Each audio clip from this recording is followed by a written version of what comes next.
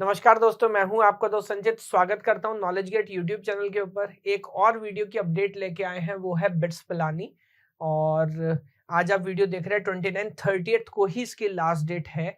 और बहुत सारे लोग मेरे ख्याल से सुनने के लिए तैयार होंगे बिट्स पिलानी के बारे में अपडेट, बिकॉज गेट के अलावा भी क्या ऑप्शन हो सकता है टेस्ट लिख के जाने का। और ठीक ठाक डिसेंट कॉलेज में मैं बोलूंगा एमटेक के लिए बहुत अच्छा नहीं है, लेकिन डिसेंट है।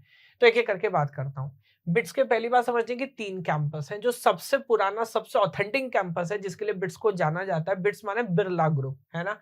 तो ये कैंपस एस्टेब्लिश हुआ था 1964 में। ये कैंपस है राजस्थान के अंदर। तो ये सबसे ऑथेंटिक इनका कैंपस है। सेकंड कैंपस जो 2004 में एस्टेब्लिश किया है वो है बिट्स गोवा। एंड उसके बाद एक और कैंपस है, वो है बिट्स हैदराबाद, जो कि 2008 में।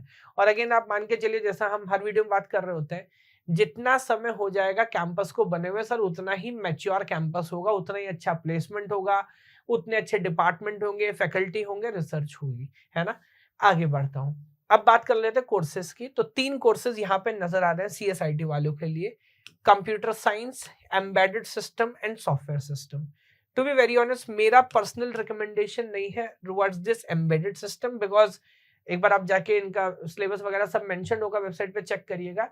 It will be more towards hardware वाला आइडिया। तो मुझे लगता है कि मेन स्ट्रीम जो प्लेसमेंट्स वाले जो हमारे एजेंडा होते हैं, जिसके लिए हम काम कर रहे हैं, तो उसमें यहाँ पे कुछ खास हेल्प मिलेगी। Software can be a good choice, उसमें कीड़े बहुत इन्होंने किए हुए हैं। आगे आपको बताऊंगा क्या क्या कुछ कुछ डिफरेंस ये कर रहे हैं सॉफ्टवेयर के लिए। जो कंप्यूटर साइंस है वो पिलानी, गोवा और हैदराबाद तीनों कैंपस में है। एम्बेडेड में अगर आप इंटरेस्टेड हैं तो वो भी तीनों कैंपस में। सॉफ्टवेयर हालांकि सिर्फ अभी जो हमारा मेन कैंपस है बिट्स पिलानी, उसके अंदर है। आगे बढ़ते हैं। सिलेक्शन प्रोसेस के 3 तरीके हैं। पहला, directly based on the GATE exam. अभी वीडियो आगे देखिएगा, आपको बताएंगे लगभग किस रैंक तक बिट्स में डायरेक्ट आपको एडमिशन मिल जाएगा। लेकिन अगेन, या तो आपने गेट एग्जाम नहीं लिखा, या आपकी रैंक बहुत खराब है, और उस वो दिन आपका खराब था, या फिर 2-3 महीने में और आपने पढ़ाई कर ली, तो देयर इज ऑल्सो, इसको बोलते हैं हाई डिग्री एग्जाम। तो हायर डिग्री एग्जाम, तो वो आप लिख सकते हैं। और एक और पैटर्न है, आपको बताऊंगा, जहां पे गेट अगर स्कोर आपका है भी, तो भी अगर आप चाहें तो एग्जाम लिखने का ऑप्ट कर सकते हैं। उसका क्या फायदा होगा आगे देखेंगे। अब जो लास्ट डेट्स मैंने आपको मेंशन कर दी, लास्ट डेट 30 है। बाकी तो फिर जब आप अप्लाई कर देंगे, तो जिन बच्चों का गेट का रिजल्ट है उनका 10 मई, टेस्ट 20 को रिजल्ट आएगा, so on and so for. आप वीडियो का स्क्रीनशॉट लेके देख सकते हैं क्या क्या शेड्यूल है। अब एलिजिबिलिटी की बात कर लेता हूं। कंप्यूटर साइंस के अंदर जो एलिजिबिलिटी है वो अगेन बीटेक कंप्यूटर साइंस ही आपका होना चाहिए। और गेट पेपर में भी कोई इन्होंने यहाँ पे कोई लिबर्टी फ्लेक्सिबिलिटी नहीं दिखाई है। गेट में कंप्यूटर साइंस में ही आपने लिखा हो तो आप एलिजिबल है।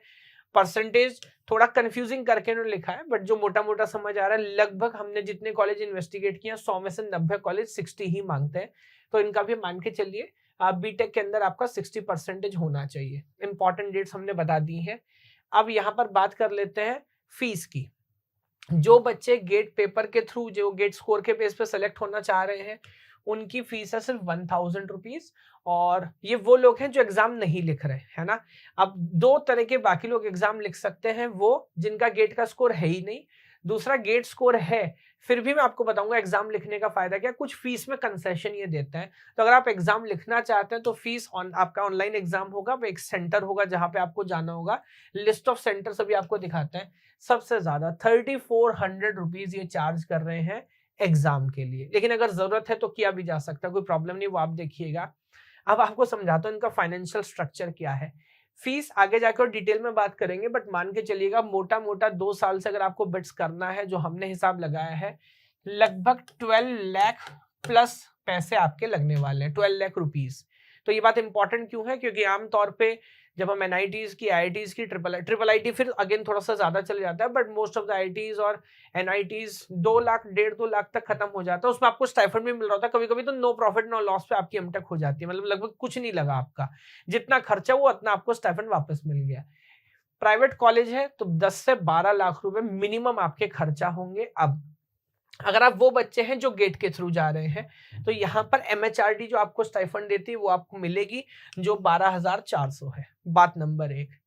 एक और आइडिया है कि अगर आप गेट के थ्रू जाते हैं तो जो ये अपनी फीस चार्ज कर रहे हैं उसमें भी आपको एक डिस्काउंट देने वाले हैं। अगेन कितने का? 13,400 का।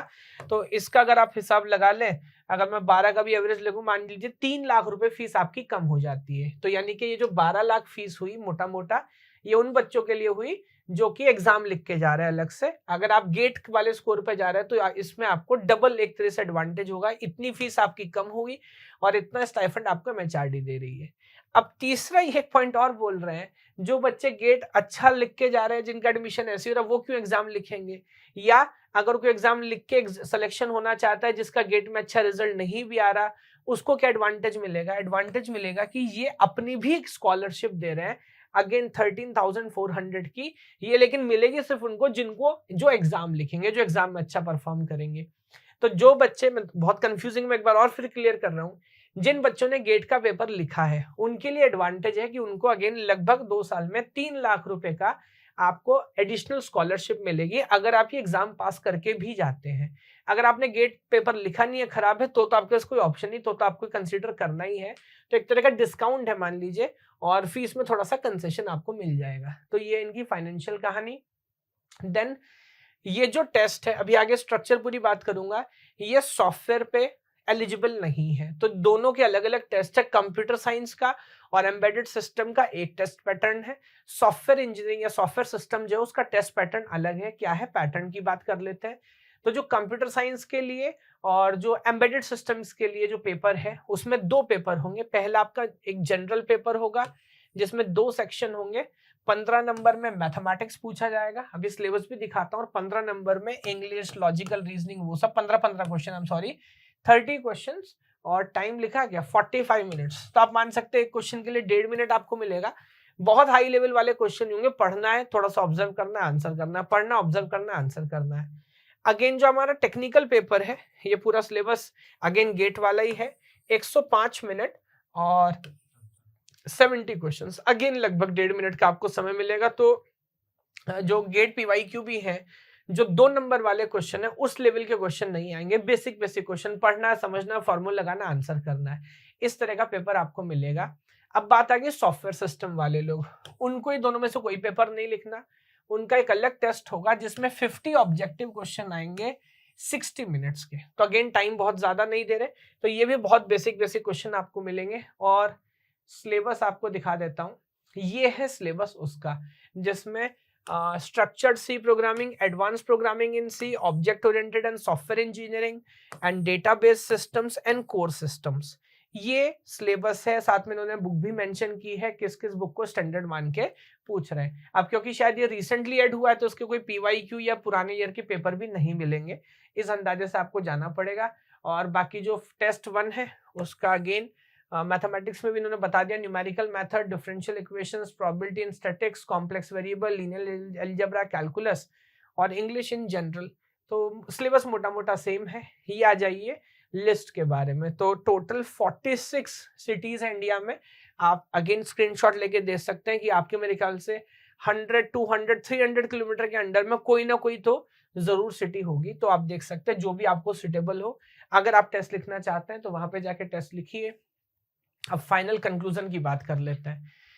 हमारी अंडरस्टैंडिंग के हिसाब से जो बिट्स पिलानी है, जो मेन कैंपस है, इस पे भी बहस कर सकते हैं कि गोवा और हैदराबाद से करने का फायदा भी है कि नहीं, लेकिन जो मेन कैंपस है, जो लोग गेट स्कोर के थ्रू जा रहे हैं, लगभग आपका 550 टू 600 स्कोर अगर आपका है, तो इस बात के चांसेस है कि आपको बिट्स पिलानी में कंप्यूटर साइंस मिल जाएगी। मैं कंप्यूटर साइंस की बात कर रहा हूँ, जो कि लगभग इस गेट 2003 के हिसाब से 54 पॉइंट समथिंग, 53 पॉइंट समथिंग, इस रैंक के करीब है, इस मार्क्स के करीब है। रैंक आप देखो तो लगभग 1250 अगर आपकी रैंक है तो ये आपको मिल जाएगा। उसके बाद आप कैंपस चेंज करेंगे, गोवा जाते हैं या हैदराबाद जाते हैं, ब्रांच चेंज करते हैं, maybe if you are interested in embedded systems, तो ऑब्वियसली ये कट ऑफ और थोड़ा नीचे चला जाएगा और थोड़ा कम मार्क्स तक भी जा सकता है। प्लेसमेंट्स की बात करें, जो मेन बिट्स कैंपस है, रेप्यूटेड इंस्टीट्यूशन है, 1964 का एस्टेब्लिश है, 50-60 इयर्स हो चुके हैं, तो वहां पे आप 12 to 15 या शायद उससे भी ज्यादा ऑफर आप एक्सपेक्ट कर सकते हैं। वो आपकी कैपेबिलिटी, इतना एवरेज हम मान के चल रहे हैं 12-15 लाख का आपका प्लेसमेंट होगा। लेकिन अगेन मैं आखिर में दोबारा याद दिला रहा हूँ, कुछ बच्चे ऐसे हो सकते हैं जिनके पास कुछ फाइनेंशियल कॉन्स्टेंट्स हो। Education loan is always an option, but वो भी उतारना तो आपको ही है। तो फीस यहाँ पर ज्यादा है। तो नॉर्मल जो कॉलेज है उससे 2-3-4 गुना फीस है। हालांकि कोई बात नहीं, अगर आप कैपेबल हैं, क्षमता रखते हैं, फाइनेंशियल फ्लेक्सिबिलिटी है, तो कोई खराब ऑप्शन भी नहीं है। बिट्स रेप्यूटेड इंस्टीट्यूट है, और ऐसा हो भी सकता है कि आपका बाकी जगह बहुत अच्छा नहीं कुछ समझ आ रहा हो, या हो कि नहीं मेरे को बिट्स में ही जाना है, तो चॉइस आपकी होगी। सारी डिटेल मैंने बता दी है। जो भी आपका चॉइस हो या जो आपके थॉट प्रोसेस हो, कमेंट में लिख के बताइएगा। ये बड़ा मजेदार कॉलेज है, मैं देखना चाहता हूँ आप लोग क्या सोचते हैं इसके बारे में, या आप क्या करने वाले हैं। तो बाकी आने वाले टाइम में बाकी कॉलेज की अपडेट लेके भी हाजिर होते रहेंगे। भगवान आप सभी को खुश रखे। जय हिंद, जय भारत।